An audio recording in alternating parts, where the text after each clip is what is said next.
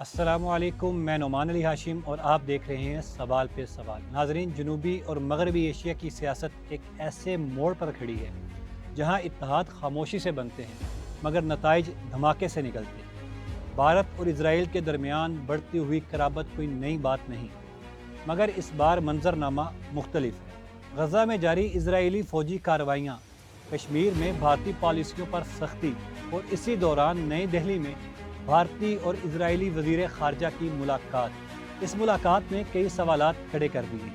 یہ ملاقات محض سفارتی رسم نہیں بلکہ اس خطے میں طاقت کے توازن کو اثر نو ترتیب دینے کی ایک کوشش دکھائی دیتی ہے۔ اس ملاقات کا وقت خود ایک بیان ہے۔ جب دنیا اسرائیل کی جانب سے غزہ میں بے گناہ شہریوں کی ہلاکتوں پر تنقید کر رہی ہے، ٹھیک اسی وقت بھارت کا اسرائیل کے شانہ بشانہ کھڑے ہونا دراصل ایک سیاسی پیغام ہے۔ دلچسپ بات یہ ہے کہ ان دو ریاستوں کے بیانیوں میں حیران کن طور پر مماثلت پائی جاتی ہے۔ اسرائیل فلسطینی مزاحمت کو دہشت گردی قرار دیتا ہے اور بھارت کشمیر کی جدوجہد کو اسی متنازع تعریف میں فٹ کرنے کی کوشش کرتا ہے۔ اسی دوران افغانستان کا کردار بھی ایک نئی بساط میں سامنے آنے لگا ہے۔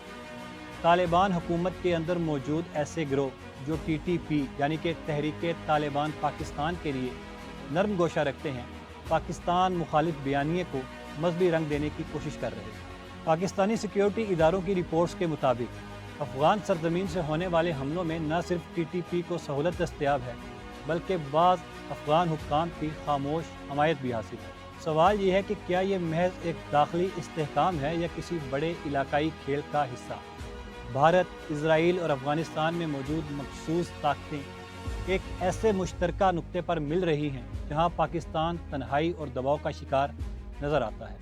بھارت اسرائیل سے جدید ٹیکنالوجی، جاسوسی نیٹ ورک اور دفاعی ساز و سامان حاصل کر رہا ہے، جبکہ افغانستان میں موجود پاکستان مخالف عناصر ان دونوں کے بیانیوں کو تقویت پہنچا رہے ہیں۔ گویا ایک خاموش مگر مربوط ٹرائی اینگل جنم لے رہی ہے۔